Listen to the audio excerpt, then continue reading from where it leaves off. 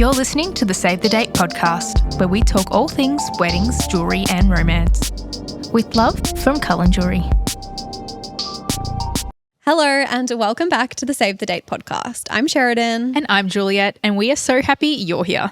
Today, we're actually going to be giving a little bit of a history lesson and looking at the history behind some of the most popular wedding traditions. We do just want to preface this by saying that, yes, these are like wedding traditions, but you absolutely do not have to actually do them. Mm-hmm. And in saying that, learning about the history behind it might make you think, actually, I don't want to do that at all. That's just ridiculous. Yeah, some of them are they have funny backgrounds. Yeah. So it's going to be interesting to learn about anyway. But yeah, just do whatever makes you and your partner happy on your day. Sit back, relax, and let's get straight into it. Yeah. All right. So the first one that we are going to get into is why we wear a wedding ring, or the history behind how wedding rings came to be. So wedding rings can be traced back all the way to ancient Egypt, where they exchanged rings that were made from braided reeds and hemp. These rings were worn on the fourth finger of the left hand, and it was believed that a vein ran directly from this finger to the heart, and that was known as the vein of love. Yeah. We now know this is not actually anatomically correct. That was pre- body anatomy. Of the science. Anatomy, yes. But it is a nice thought. Yeah, it's cute.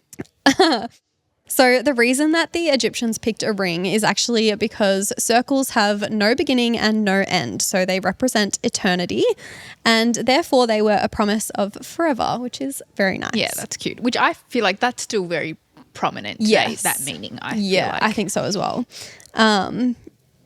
And the circle also reflects the shape of both the sun and the moon, which the Egyptians worshipped at the time. Mm-hmm. We're getting very historical, guys. So when Alexander the Great conquered Egypt, the tradition then continued and was adopted by the ancient Greeks. And when the ancient Greeks adopted it, they were making their wedding rings with leather, bone, or ivory. Bone. Interesting, right? How does one make a ring out of bone? Hollow it. I get Beats maybe. Me. I guess they'd have to hollow it out. Yeah. If it's. Yeah. Right. Yeah. A bit more morbid. I know, right? So then when Greece was conquered by the Romans also continued the tradition of wedding rings. However, they then began using iron or copper, which is, I guess, more similar to what we have today. And then it wasn't until the 2nd century in the Common Era, so the year 100. Mm-hmm. So all of this is I don't know how historical you guys are, but I was fascinated learning this, that all of this happened before the Common Era. This is all a long time ago. The ancient Egyptians were 3000 BC or something. Which is so wild. I know. To think. That's a lot of time. So much. This is just a funny fact. But Cleopatra is one of the most well-known ancient Egyptian women. She was alive closer to the making of the iPhone than she was to the building of the pyramids. What? Right? Wait, how? That's Hold on. So ancient. When was she the pharaoh? Was she? Are you considered a pharaoh if you're a woman or queen? I'm not sure. She was born in 69 to 68 BCE. Oh, so this is still all BC. Yes. Oh my gosh. And she's still closer. To the iPhone. Yeah. So the ancient Egyptians were studying ancient Egyptians. That's how. Whoa. Vast their history is. That is so insane. So that's just a very fun, actually not wedding related. Mind blowing. Yeah. I know. It's so wild. Ancient Egyptian history is just insane. Wow. But yeah, so it wasn't until the Common Era that we have now, I guess, that the wealthier people started to actually transition to wedding bands that were made from either gold or silver. Mm-hmm. So that is very new. Yeah, and add stones. In the scheme of things. Yeah. Yeah. So as time went on, the rings started to become more personalized, including carvings, engravings, and gemstones. And one of the most popular designs at the time was known as the Fede ring. I hope I'm saying that correctly. I looked at a lot of pronunciation websites. But these portrayed two right hands clasped together, and they symbolize friendship, partnership, and the marriage contract. I'm pretty sure those rings still exist. Like that design still exists. And then in the Renaissance period, so that is, I'm pretty sure like the 1400s, 1500s, a ring known as the Gimel ring gained popularity. And these are rings with 2 or 3 interlocking bands. The couple each wore a band during their engagement, and then during the wedding ceremony, the groom would place his band on the bride's finger, uniting the wedding bands into a matching set, which I found that really interesting because their sizes would have been that's so literally off. just what I just thought. Like, the ring size won't be correct. Yeah. But Unless somehow, they fix it afterwards. Maybe. Yeah, I'm not really sure.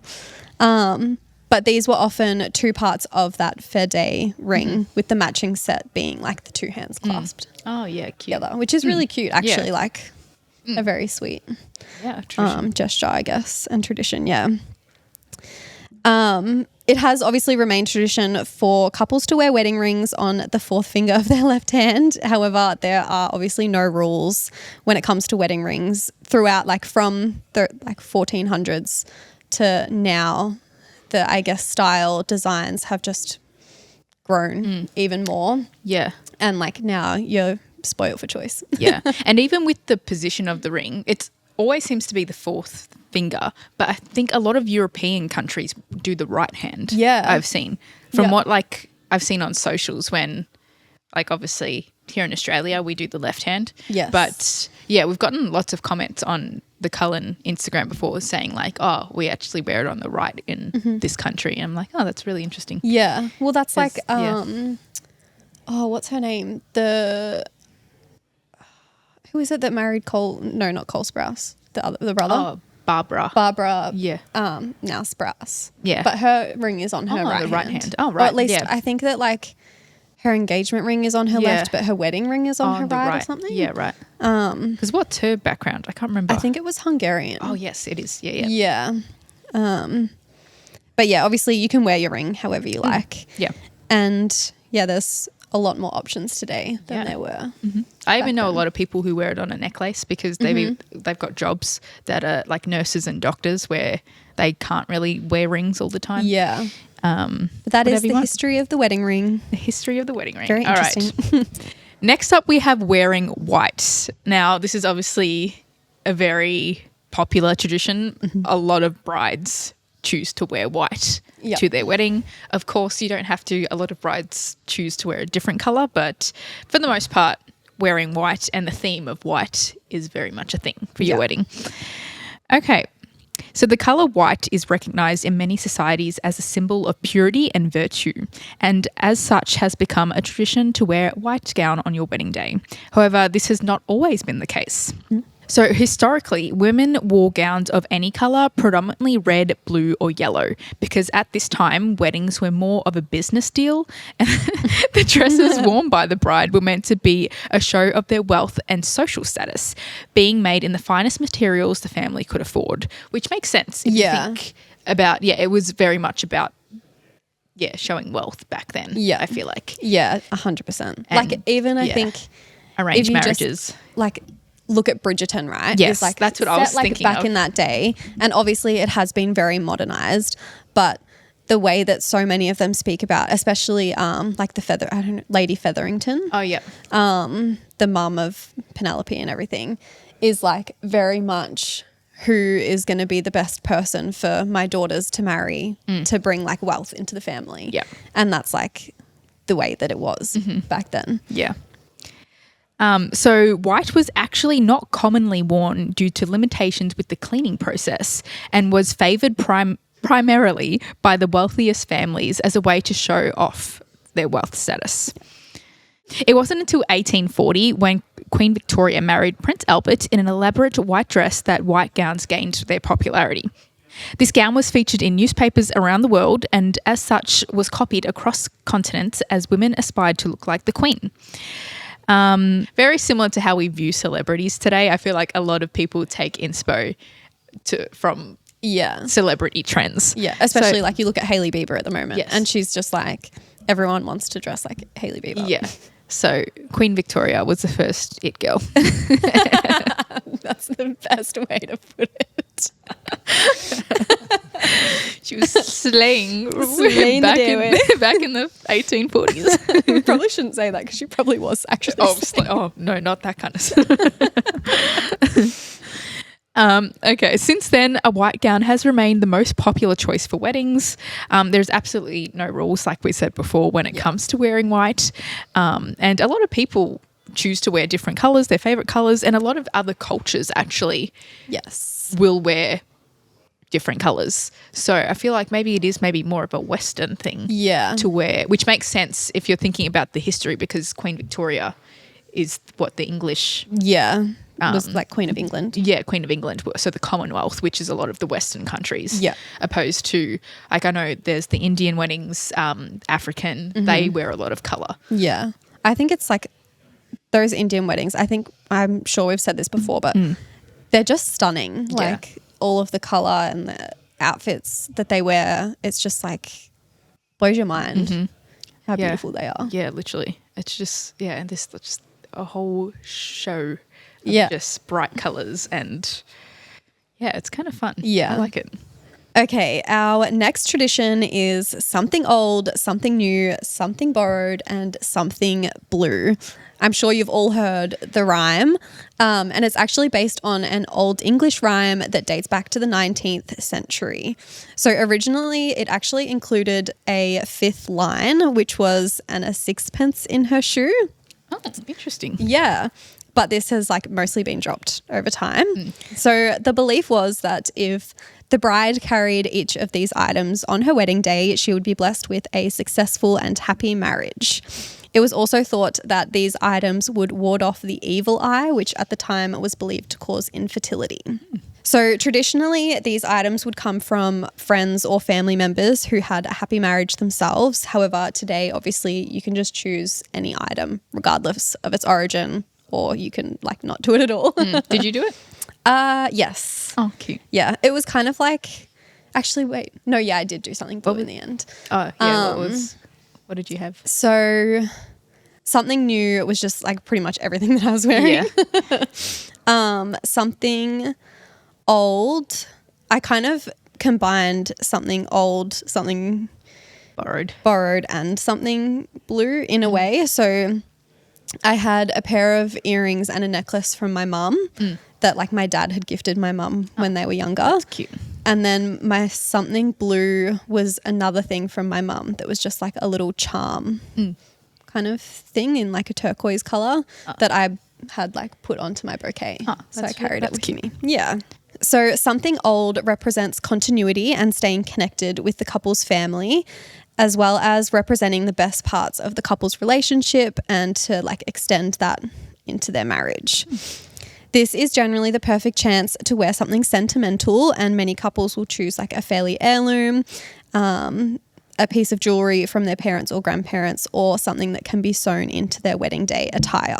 So I've heard of people using like lace from like a grandmother or their mum's wedding dress and like sewing it into their dress I've heard that too. Yeah. Something new represents the new union and optimism for the future. So you're walking into a new chapter of your life, so it kind of makes sense to bring something new along with you. This is probably one of the easiest ones because like, you tend to buy a lot of new things for your wedding day. So like just pick something that you've like something new already bought, your veil, your dress, your shoes. Any of those. Anything. Something borrowed from a friend or family member who are happily married is seen as a symbol of good luck in the hopes that their good fortune rubs off on the couple. As with something old, this could be a piece of jewelry or hair accessory, or something that I've seen as well that I think is really cool is like they'll borrow like their friend's favorite cocktail recipe or something. or just something little like that that's a little bit different, but like they'll use that as their signature cocktail. Yeah. Oh, that's cute. I like and that. then it's just like a different way to do. Yeah. Something blue. So the color blue stands for love, purity, and fidelity, which were believed to be the 3 qualities required for a healthy marriage. Traditionally, this was actually a blue garter worn under the bride's dress. However, today, obviously, we see brides and couples sprinkling blue throughout their wedding day in a range of different ways. I see lots of people do like their shoes, their flowers, or people have like their bridesmaids or their wedding party all in blue, which I think is really cool. Cute. And finally, a 6pence in your shoe was believed to bring prosperity. So uncomfortable. I know. Imagine moving in heels and then having like a coin in your shoe. Right? That's probably also why it got dropped. But it was believed to bring prosperity and wealth to the couple throughout their marriage. But yeah, since the 6pence is no longer produced, it's generally been forgotten. Some people will use like a penny or something, but it's not as common. Yeah. Okay, our next tradition is not seeing your partner on the wedding day or before the ceremony. So I feel like this one's probably, out of all of them, maybe one of the ones that people probably don't stick to as much these days. Yeah, I think so as well. Especially like I would even say in the last few years. Yes. I feel like more and more people are like not that sticking to this. first look has become a lot more popular. Yeah, or even like I see lots of people that will spend the morning together. Yeah. And just like have a little romantic morning. Yeah. Before the wedding. But yes, it is tradition to not see your partner before the wedding. Yeah. And this dates back to when all marriages were arranged by the bride and groom's parents. Yeah. And basically served as a business deal for families rather than a love match. At this time, couples wouldn't even meet until they saw each other at the end of the aisle. That's brutal, so sad. I reckon, yeah. The parents of the bride didn't want to risk the groom or his family seeing her until the wedding day because they were worried that the wedding would get called off if he didn't think she was attractive enough. This would lead to serious shame for the bride's family and risk ruining their reputation and any hopes for a future marriage. This is also what started the tradition of the bride wearing a veil over her face, which concealed her face to the groom until the very last second. So again, that he couldn't run away, basically. And this is also why it wasn't taken off her face until they say I do, which is when they also shared their first kiss. This meant that by the time the groom saw his bride, it was too late to back out and he couldn't stop the wedding even if he tried. This tradition has remained as it became a superstition that it is bad luck for the groom to see the bride before the ceremony. However, it is slowly becoming less of a thing, as many couples purely just want to spend their wedding day together, and yeah, it's not as much of a surprise. So like we were kind of saying before, it's becoming less of a thing. Yeah. It's also, like we also said, it's also it's becoming increasingly popular to have a first look where you share that special moment with your partner before walking down the aisle. You have that kind of little secret moment together where, you literally see each other before everyone else sees you, which is a really sweet thing to do. Yeah. We also see a lot of couples now, again, like we said before, spending the night and then the wedding morning together, which is the perfect way to ease the nerves and just enjoy each other's company before the big day. Yeah. This is the one that I'm like, when you hear the reason why it became a tradition of why you'd be like, yeah, we're not doing that. No. Like, you've already committed to me up until this point. You can't back out, like, on the day of the wedding because you don't think I'm attractive. But it kind of does make, like, it's funny that that's how it started because I'm sure there was a lot of situations where, because, like, it's a fact, okay? Like, you don't find everyone attractive. It's just human. Yeah. And, I mean, that's purely just visual attraction, let alone, like, emotional attraction. But I can see how that became a thing. Yeah. The veil is so funny too. I know. Like, the very until the very last second, like they've already committed. At that point, there is no backing out. They just have to go through with it, no matter how they think you look. What. Oh gosh. Okay, carrying a floral bouquet.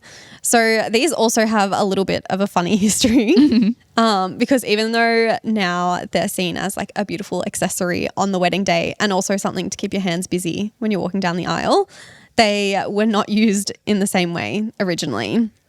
So ancient Greeks, Romans and Egyptians carried fragrant herbs and spices, not just flowers, as a way to ward off bad luck on the wedding day. These were a much smaller arrangement than we see today, and they were also worn by both the bride and the groom. Couples in the Middle Ages continued to carry these like bouquets of herbs, spices, and also incorporated flowers to ward off evil spirits and bad luck. However, all of them also carried them for the perfume from the flowers because they didn't have showers to bathe. Just about to say that. Yeah, I was just about to say that. I was like, I wonder, when you said that, they were carrying herbs and spices, I had that thought. I was like, I wonder if that's because of the smell as well. Yeah. Because, back then, running water was not readily available. No. And also, fun fact about perfume stores, while we're a similar kind of thing. So the way, when you walk into a department store and the perfume is like as soon as you walk in. Yeah. And you walk in and you smell the perfume. So this actually started because like back in the day when there was no sewerage, the streets would absolutely stink. So one guy, I can't remember if it was like Salvages or whoever the first big department store was back then. They just decided to put the perfumes at the front of the store because as soon as people walked in, it would give them relief from the horrible smell of the street. And so people would walk in and stay in the store. And it just became this thing where it's like, obviously today it's a different thing. Yeah. But that's how it started. That is so funny.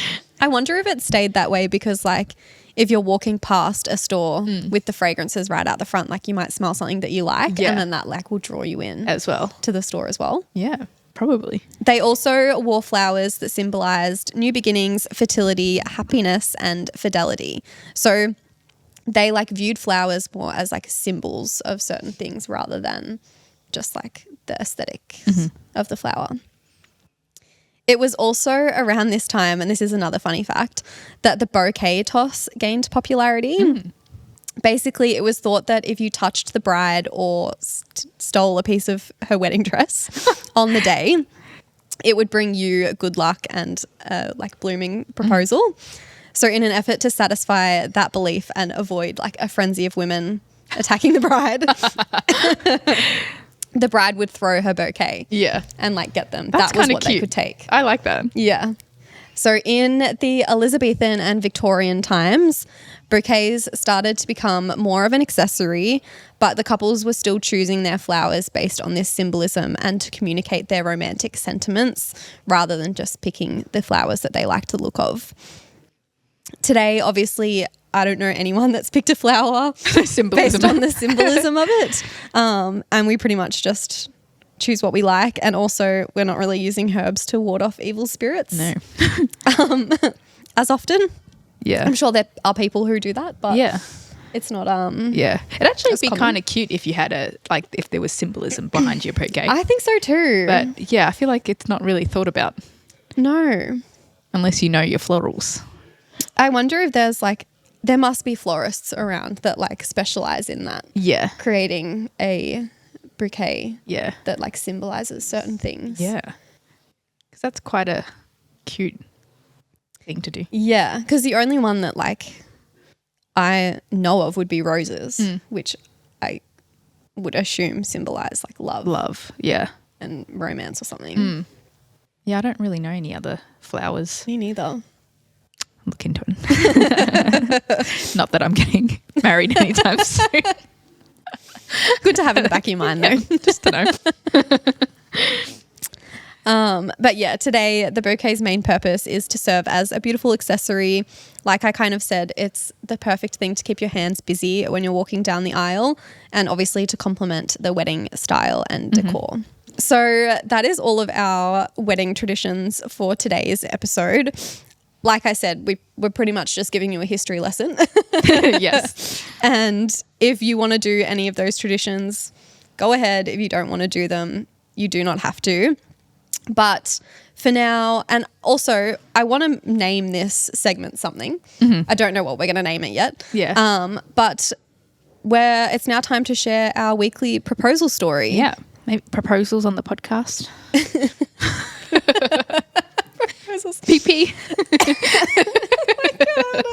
PP. It's time for a PP. That is so funny. I feel like we need to do like a We need a little PP. jingle. PP. proposals on the podcast. We start rapping. All right. Gosh. So our weekly story. If you have any like recommendations on what we could call this, we'll brainstorm and come back better to you. than proposal Better than podcast. PPs. PP. I'm sure it's not going to be hard to top that. But yes, time for our weekly proposal story sent in by one of you lovely listeners. Okay, this is going to be good just by the first line. I can just... It was our first night in Bali.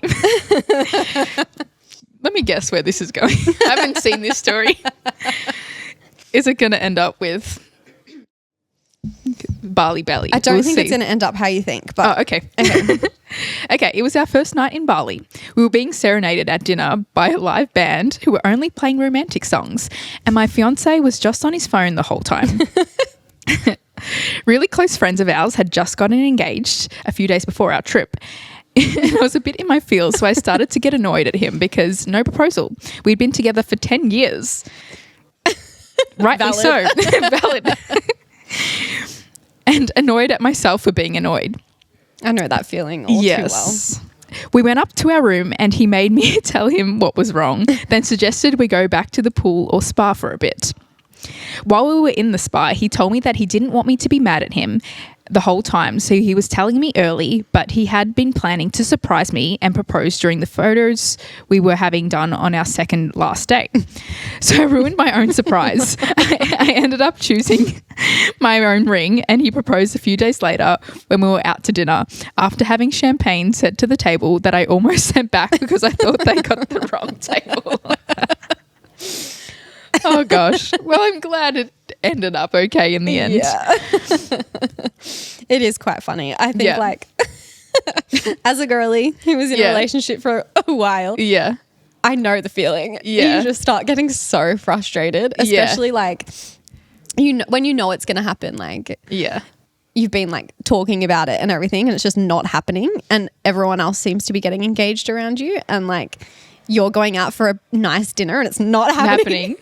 And you're like, come on, what are you doing? Yeah. So yeah, I feel you. Yeah. But congratulations. Yeah, congrats. And thank you for sending in your story. Yeah. And I'm glad you had your champagne. And your ring. So if you want us to share your proposal on the podcast, head to the form in our show notes. We would love to hear from you and to share it on the potty with everybody. Mm-hmm. All right. Thank you so much for joining us for this episode of the Save the Date podcast. We hope you learned something new. And if you're currently planning your wedding, congratulations, good luck, and have fun. If you enjoyed today's episode, make sure you follow or subscribe and leave us a review wherever it is that you're listening. Make sure to come and connect with us on our socials at the Save the Date podcast and join our Facebook group, the Save the Date community. We hope you have a wonderful day or night and we'll be back with another episode next week. Bye. Bye.